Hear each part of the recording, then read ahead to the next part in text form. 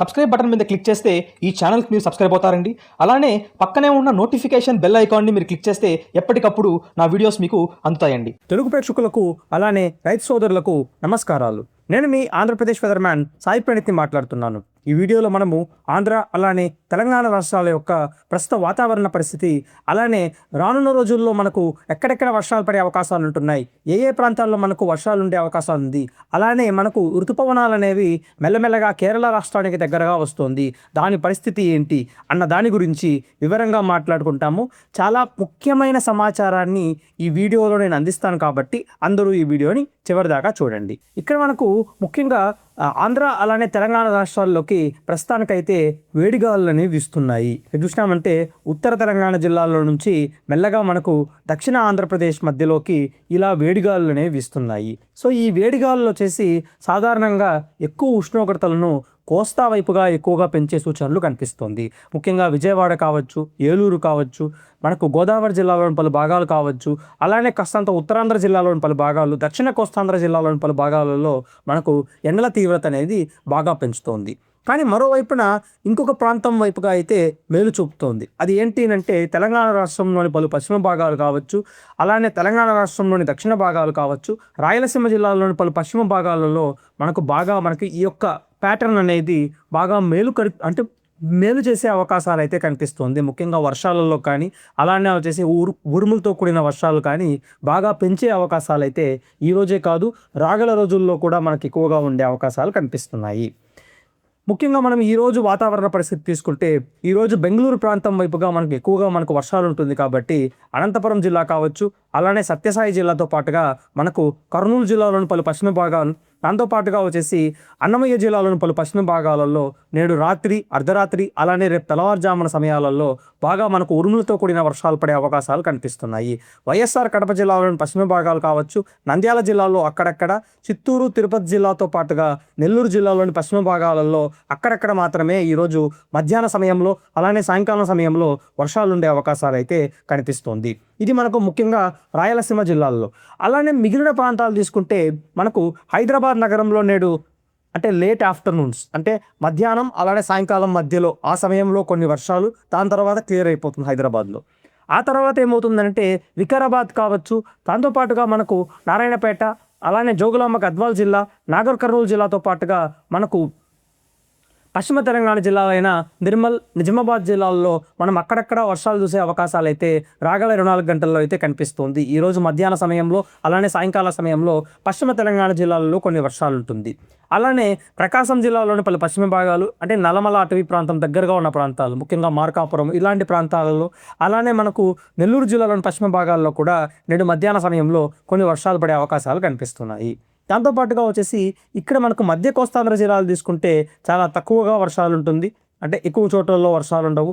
అలానే ఉత్తరాంధ్ర జిల్లాల్లో కూడా తక్కువగా వర్షాలు ఉండే అవకాశాలు నేడు మనకు కనిపిస్తున్నాయి. సో ఓవరాల్గా మనకు రాయలసీమ జిల్లాల్లో అయితే విస్తారంగా వర్షాలు ఉంటుంది.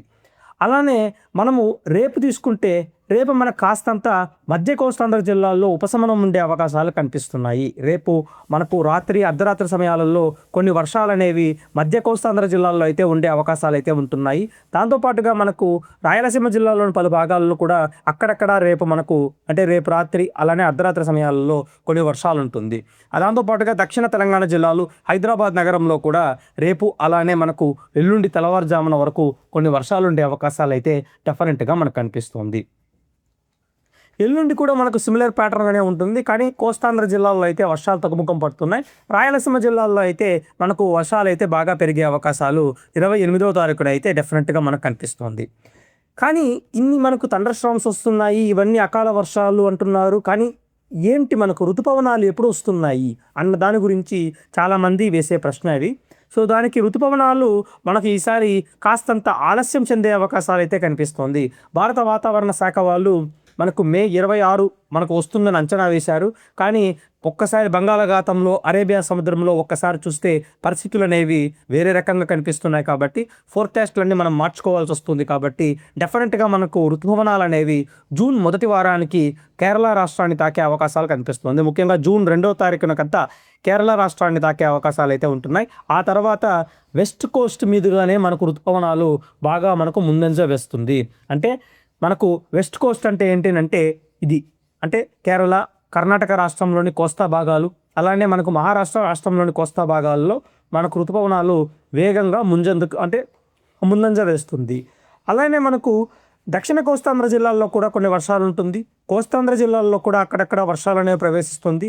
కాబట్టి జూన్ మొదటి వారానికి వచ్చేసరికి మనకు బంగాళాఖాతంలోని ఉత్తర భాగంలోకి ఒక అల్పపీడనం అనేది ఏర్పడుతుంది. కాబట్టి దాని వలన ఆంధ్రలోకి అయితే కాస్తంత ఋతుపవనాలు జూన్ 2వ వారానికంతా వచ్చే అవకాశాలు అయితే కనిపిస్తుంది. కానీ ఋతుపవనాలు వచ్చేటప్పుడు మనకు మంచిగా వర్షాలు ఉంటుంది, తొలకరి పడుతుంది, అన్నీ బాగానే ఉంది. కానీ 2వ వారం అయిపోయేసరికి మనకు ఋతుపవనాలు అనేవి పూర్తిగా ఆంధ్రప్రదేశ్ రాష్ట్రంలో మొత్తంగా ప్రవేశించి ఒడిశా రాష్ట్రము అలానే వెస్ట్ బెంగాల్ వరకు కూడా విస్తరించే అవకాశాలు అయితే 2వ వారం లోపలనే మనకు కనిపిస్తుంది. ఏమండి మనం ఎల్లినో అనుకున్నాం కదా, వర్షాలు చాలా తక్కువగా ఉండాలి కదా ఈసారి ఏంటిది ఇంత ఫాస్ట్గా మనకు వర్షాలు వస్తున్నాయి, వర్షాల జోరు కూడా బాగా ఎక్కువగా ఉంది అని చూస్తే మనకు ఇది 2వ వారం వరకే మనం మాట్లాడుకున్నాము. ఇంకా 3వ వారం 4వ వారం గురించి నేను ఇంకా పోస్టులు పెట్టలేదు. కానీ చాలా పరిస్థితి అనేది బాగా దారుణంగానే ఉండే అవకాశాలు అయితే రాగల రోజుల్లో మనకు కనిపిస్తుంది. కాబట్టి రైతులు ముఖ్యంగా మనకు ఏం చేయాలా అంటే, రైతులే కాదు ప్రజలు ఏం చేయాలా అంటే, ఇంకుడు గుంతలు కానీ లేకపోతే మనకు నగరం అలానే వచ్చేసి పక్కన పట్టణం చివరగా ఉన్న ఒక చోట్లలో మనకు లేక్స్ కానీ ఏదైనా ఉంటే దాన్ని మనం కాపాడుకోవడము, దాంట్లో ఉన్న నీళ్లను మనం కాపాడుకోవడం అనేది ప్రస్తుతానికి చేయదగ్గ ఒక ఉత్తమమైన ఒక మార్గం అనేది నేను మీకు అందరికీ సూచిస్తున్నాను. ఎందుకు అంటే మనకు ఇప్పుడు అంటే ఇంత బాగా మండుతున్న వేసవిలో మనకు ఎండల తీవ్రత అనేది బాగా ఎక్కువగా ఉంది. అలానే రాగల రోజుల్లో కూడా ఋతుపవనాలు మనకు ఆగమంలో భాగం ఉన్నా కానీ దాని తర్వాత కాస్తంత జోరు తగ్గించుకునే అవకాశాలు ఉంటున్నాయి. కాబట్టి కాస్తంత జాగ్రత్తలు తీసుకోవాల్సిందిగా నేను మీ అందరినీ కోరుకుంటున్నానండి. Thanks for watching this video అండి.